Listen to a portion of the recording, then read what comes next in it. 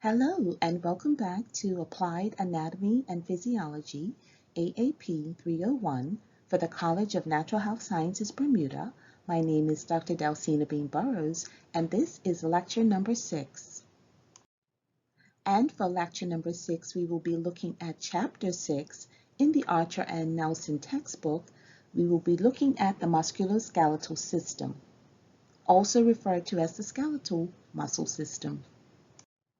The learning objectives for Lecture 6 are that at the end of today's lecture, students will be able to give several examples of how knowledge of the muscular system is applied in manual therapy practice, list and describe key characteristics and functions of skeletal muscle, name and locate the major parts of skeletal muscle, name and describe distinguishing characteristics between fascia and tendons, describe the microscopic arrangement of skeletal muscle fiber,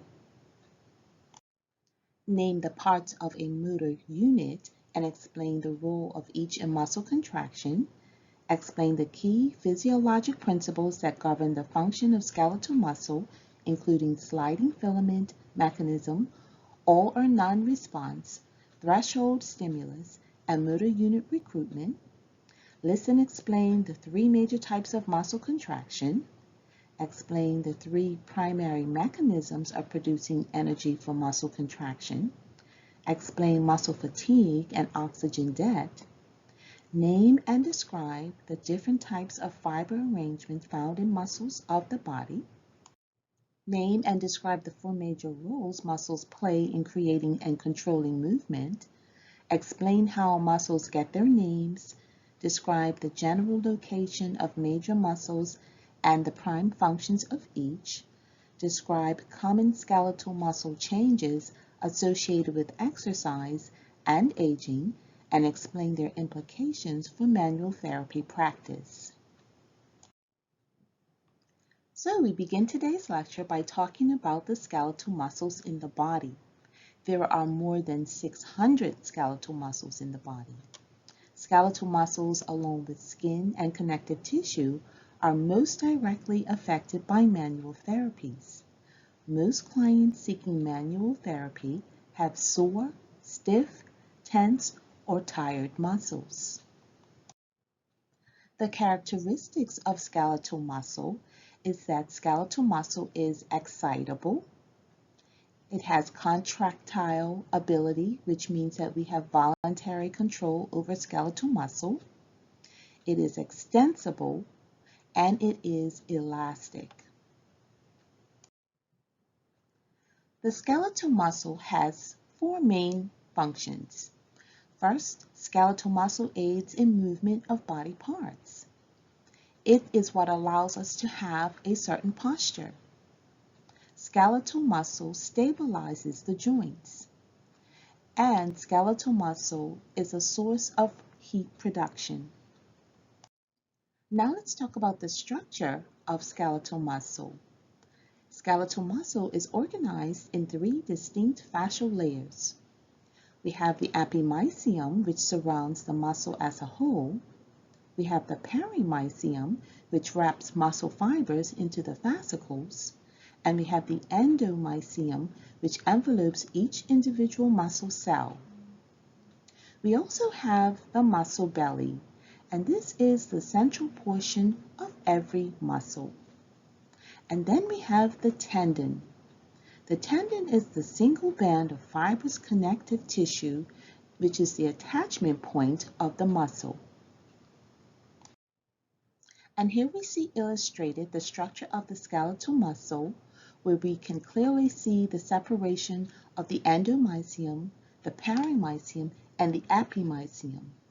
Also contained within, we can see the fascicles, and we can also see where the tendon attaches to the bone. As we said, the tendon is the attachment point of the muscle. In terms of the skeletal muscle fibers themselves, the cells have multiple nuclei. We have the sarcolemma, which is the plasma membrane. We have the sarcoplasm, which is the cytoplasm inside the cells. And we have the sarcoplasm reticulum, which is the endoplasmic reticulum. We have the myofibrils, and these are the bundles of small cylindrical organelles that extend entire length of the cell. We have the myofilaments. These are the smaller units of the myofibrils. And we have the sarcomeres. These are the contractile segments which go from end to end along the myofibrils. In terms of the connective tissue components, we have disorganized fibrous connective tissue, which is the epimysium, the perimysium, and the endomysium. We also have organized fibrous connective tissue, and this is the tendons and the aponeuroses that attach muscles to bone. And then we have a high number of collagen fibers. So let's discuss fascia. Fascia is a tough yet pliable sheet of connective tissue that covers and divides and supports all body structures. It contains elastic and reticular fibers which have the ability to stretch in several directions and return to its original shape. The epimysium, the perimysium, and the endomysium in one contiguous layer of fascia. The key role in focusing and transferring force of contraction to bones is the function of the fascia. When hydrated, the fascia fibers adhere to one another. Now let's take a look at the tendon and the aponeuroses. The aponeuroses is a cord-like tendon or broad flat sheet where muscles attach to bone. They are organized and fibrous, regular, and dense connective tissue. There are fewer elastic and reticular fibers than compared to fascia. They tend to extend rather than stretch. At the musculotendinous juncture, this is the transitional zone between fascia around muscle and tendon. In terms of a strain, this is when you have an injury of the muscle or tendon that is stretched or torn. So when we talk about strains, we're talking about muscle or tendon. When we talk about sprains, we're talking about joints and bones. Now let's take a look at the physiology of muscle contraction, beginning with the sliding filament mechanism.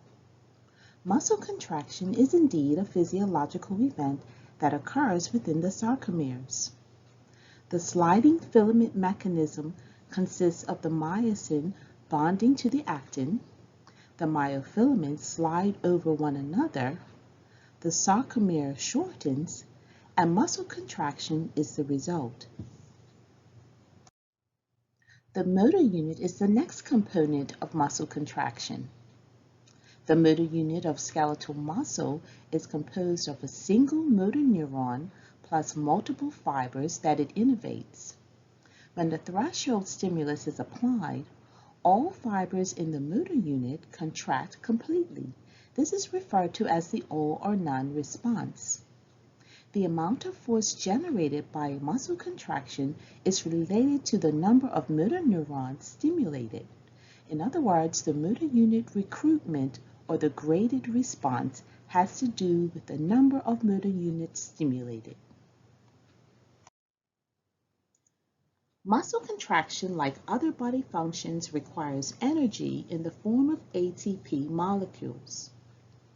When one phosphate is broken off the ATP molecule, it releases the energy required for cellular work, in this case, muscle contraction.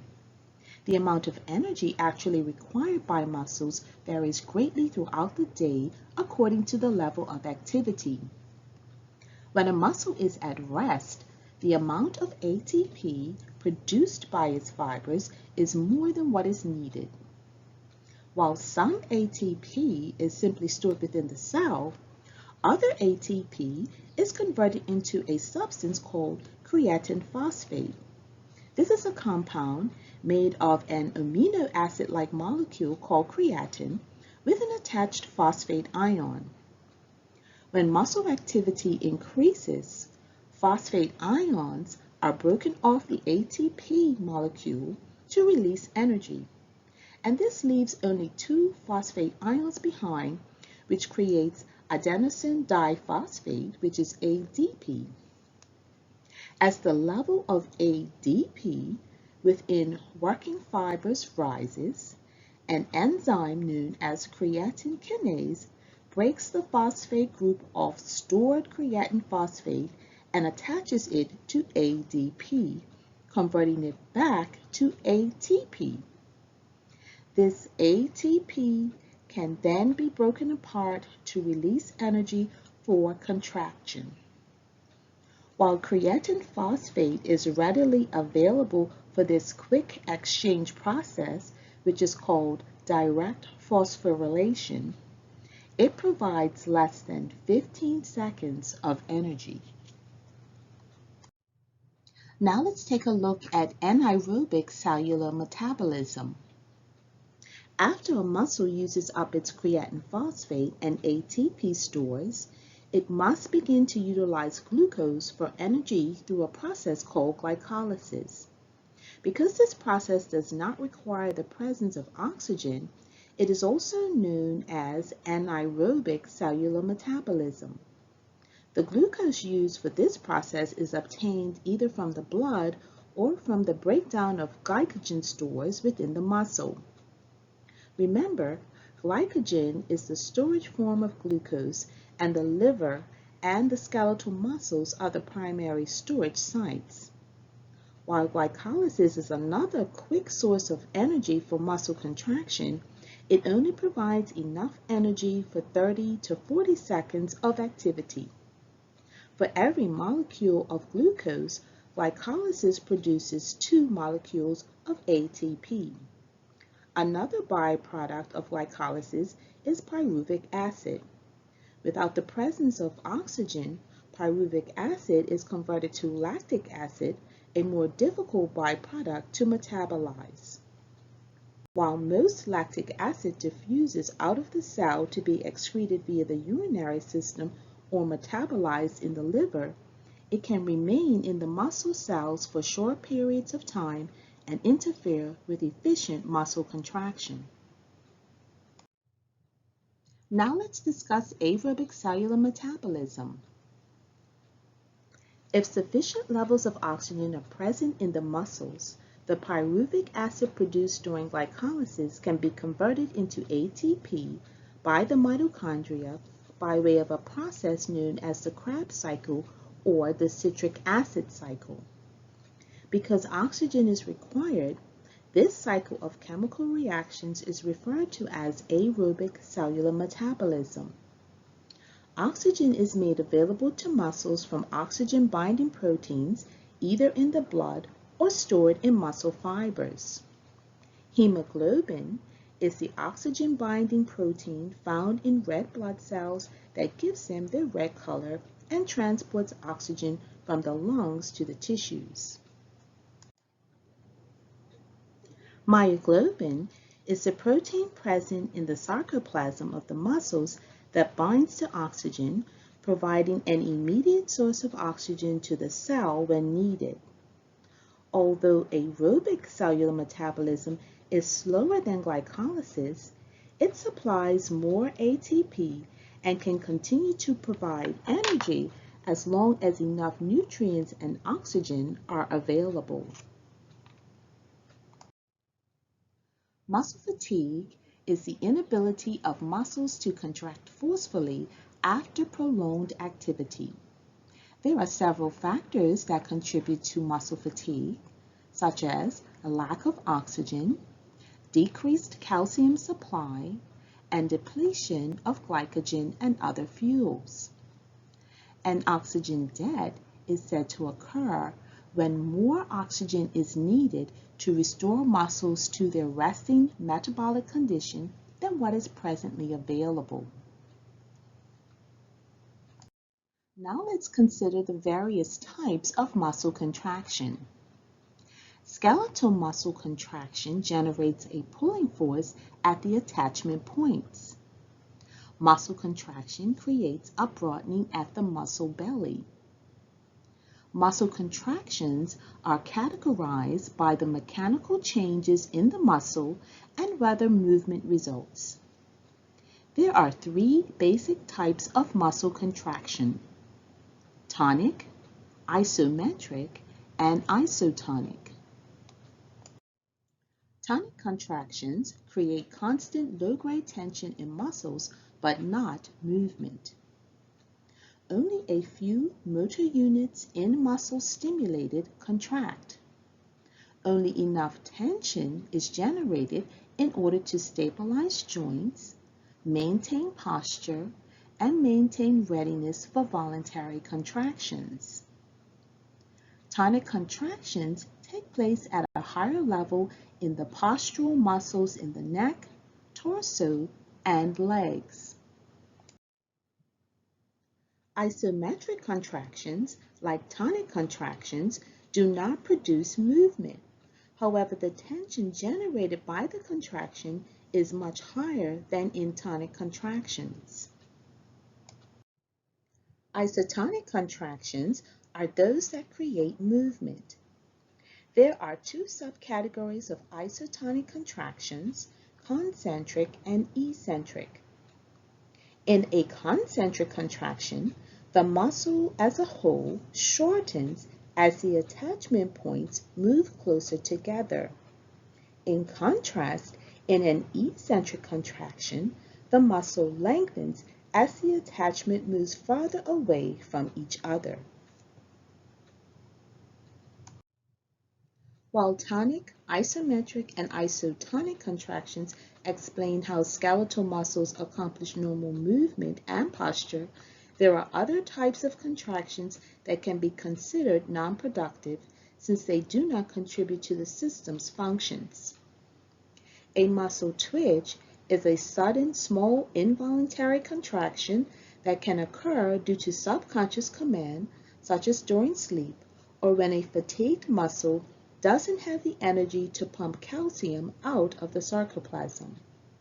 In trigger point therapy, a common response to palpation of an active trigger point is a visible twitch called a fasciculation, in which all fibers in a particular motor unit involuntarily contract. A Titanic contraction is another type of non-productive contraction in which the muscle is bombarded with constant stimuli. This causes a sustained contraction of multiple fibers that effectively locks the muscle. The Titanic contractions are only produced in lab experiments and occur as a result of bacterial infections such as tetanus or botulism, and they should not be confused with muscle cramps or spasms. Now let's consider movement and muscle assignments. While the bones and joints of the skeletal system provide the levers and fulcrums that allow movement, it is the actual contraction of muscles attached to these levers that create movement. Additionally, the nervous system controls and coordinates muscular contractions, making movement a highly integrated and interdependent effort between all three systems.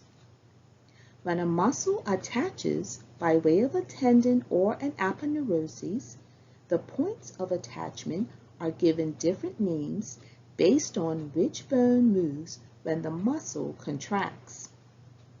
A muscle's origin is the fixed, non-moving attachment, while the insertion is attached to the bone that is moved by the force of the contraction.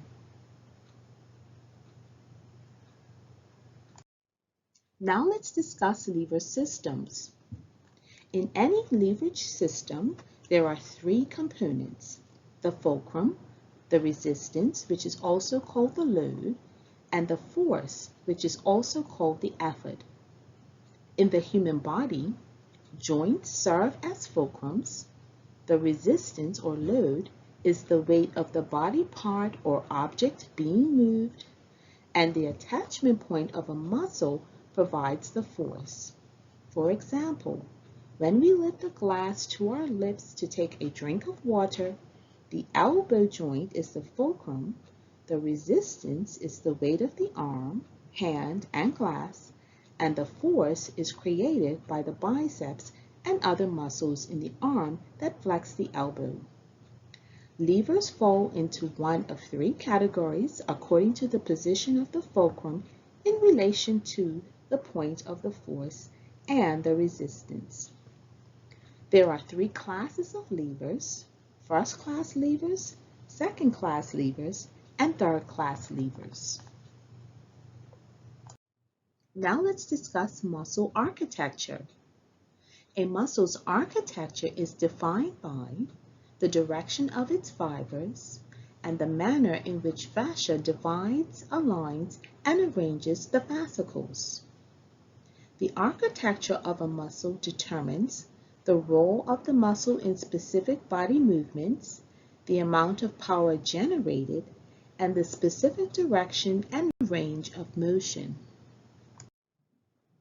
Parallel muscles have tendons at their ends, and they have parallel fiber alignment. There are three types of parallel muscles: fusiform, circular, and triangular. Pennate muscles have a central tendon in the middle of the muscle. They are shorter muscle fibers running diagonally toward the tendon, and there are three types: unipennate, bipennate, and multipennate. Now let's discuss muscle assignments during movement. During movement, a muscle has a single role. As an agonist, it is the prime mover. As an antagonist, it relaxes in opposition. As a synergist, it assists the prime mover. And as a stabilizer, it acts as a fixator. Muscles generally are categorized by prime function. Every muscle can have any of these roles. In order for movement to occur, the agonist is signaled to contract. The antagonist releases or is inhibited by the nervous system. This muscle reflex is referred to as reciprocal inhibition. Now let's discuss range of motion. Range of motion refers to the degrees of movement within a synovial joint. Range of motion depends on the type of joint, the overall muscle structure and tension, the pliability of connective tissues, and other factors. There are three categories of range of motion: passive, active, and resistive. Manual therapists use range of motion to assess tissue quality, flexibility, and to identify injured tissues. Range of motion can also be applied as a treatment technique to ease muscle tension, increase body awareness, and create general relaxation. At the end of a normal range of motion, the tissues surrounding the joint create resistance to stop movement and protect the structural integrity of the joint. The quality of this resistance is called the end field and can be assessed during range of motion and is generally described as being soft, firm, or hard. Soft end field is created when a specific joint motion is limited by soft tissue running into soft tissue. For example, during elbow flexion, the motion is limited when the soft tissue of the forearm bumps into the bulk of the biceps. Firm end field is the most common type of end field. When movement is limited by the tension of the soft tissue being stretched and pulled taut, it creates a firm end field. For example, dorsiflexion is limited by the extensibility of the Achilles tendon and the amount of tension in the calf muscles.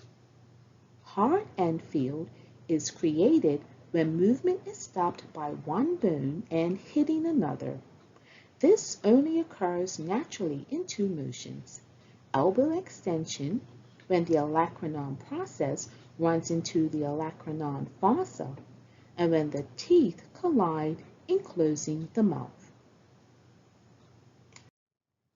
Muscle names provide helpful clues about the anatomic characteristics, location, or functions of a muscle. Knowing the name of a muscle may provide information about where it is, its shape, fiber direction, and what it does. Typical themes among muscle names include the size, the shape, the function, the fiber direction, the general location, the origin or insertion, and the number of origins. Now let's take a look at the muscles in terms of their location in the body and what movements they are responsible for. The muscles of the head and face are responsible for moving the head and neck, for chewing, for speech, and for facial expressions. They are commonly involved in stress-related problems seen by manual therapists, such as headaches and temporomandibular joint dysfunction. The muscles of the neck are involved in movements of the head, neck, facial expressions, swallowing, and breathing. The muscles of the chest and abdomen are involved in movements of the shoulders, the trunk, and the spine, as well as in breathing. The paraspinal muscles are the two groups of muscles that run the length of the spine. They are primarily involved in movements of the spine. The muscles of the back. The muscles of the back are primarily involved in movements of the shoulders and the trunk. The muscles of the brachium. The muscles of the brachium are involved in movements of the shoulders and the elbows. The muscles of the forearm. The muscles of the forearm are involved in movements of the elbows, the wrists, the hands, and the fingers. The muscles of the pelvic girdle. The muscles of the pelvic girdle are involved in movements of the hips. The muscles of the thigh. The muscles of the thigh are involved in movements of the hips and the knees. The muscles of the leg. The muscles of the leg are involved in movements of the knees, ankles, feet, and toes. Now let's discuss tendinopathies. Tendinopathies refer to a group of dysfunction in which tendons are strained or degenerated. Tendinitis is acute injuries with inflammation, edema, and pain. Tendinosis is overuse, chronic strain, and microtearing. Tenosynovitis is inflammation of tendons with synovial sheath. Common sites for tendinopathies include the Achilles tendon, the patella tendon, the rotator cuff, the peroneal, and the extensor pollicis tendons.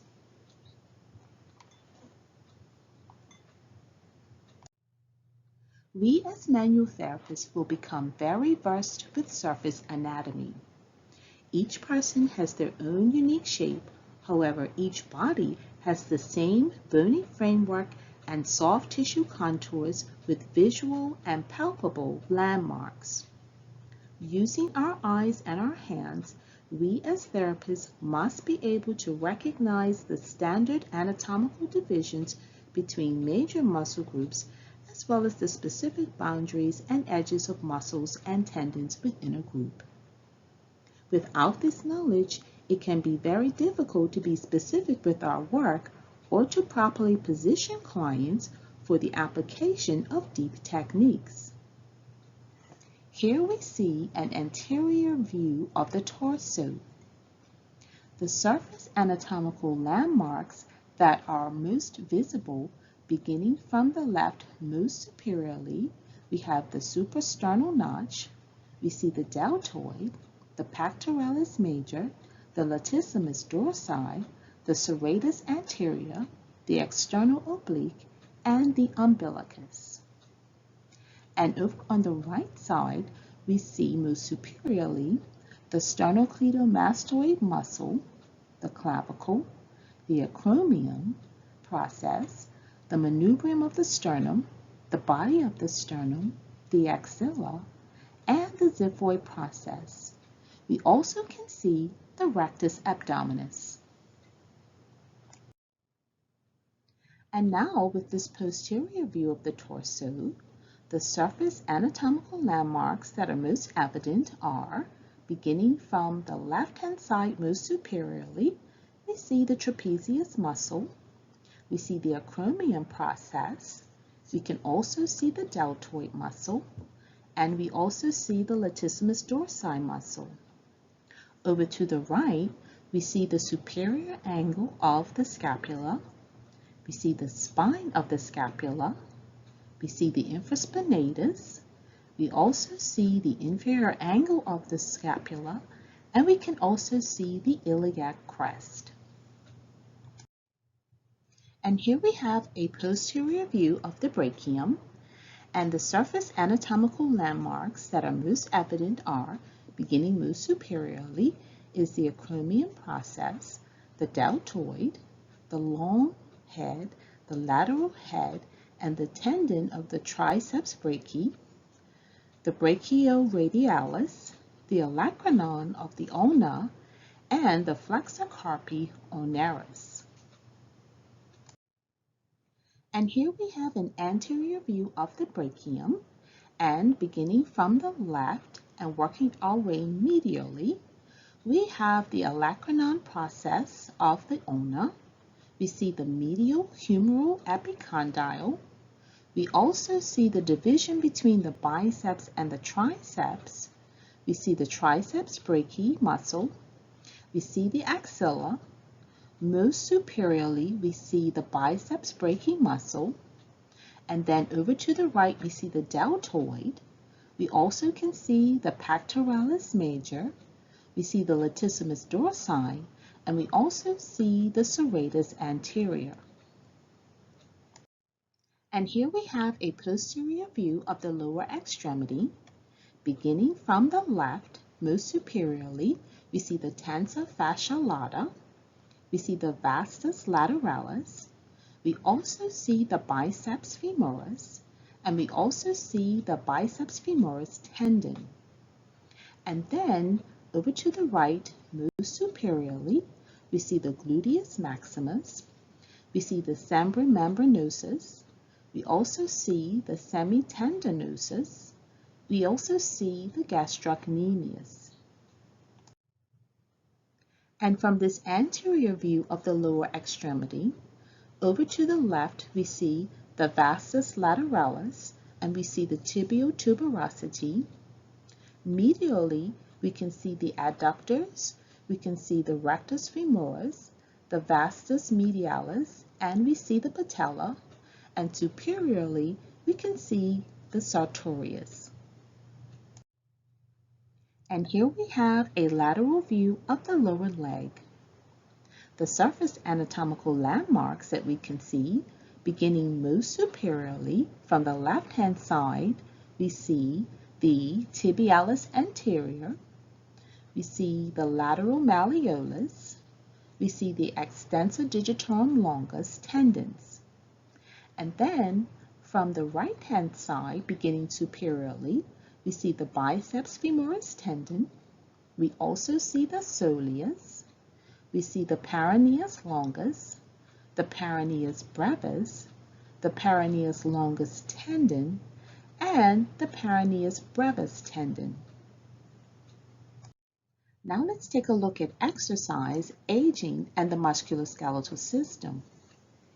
Muscles and fascia respond to exercise by way of increased efficiency in energy production, hypertrophy, which is the increase in size of muscle tissue, and increased extensibility with regular stretching. In terms of aging, muscles tend to atrophy, which means the decrease in size of muscle tissue. There is a loss of strength, and there is decreased extensibility and flexibility. Okay, so we've reached the end of today's lecture, and for assignment number 6, I'd like for you to list the functions of the skeletal muscle system, also referred to as the musculoskeletal system. What are the key characteristics that allow skeletal muscles to carry out these functions? Define the term aponeuroses and name the 3 examples of aponeuroses that are found in the muscular system. Explain the all or non-responsive muscle contraction. Give 2 examples of muscles named according to size, shape, function, and location. And as always, if you have any difficulty at all with this assignment, you may send me an email or shoot me a text message. My office hours are on Thursdays from 4 to 6 p.m. And with that, I look forward to your participation in this week's forum, as well as receiving your assignments. Do have a great week.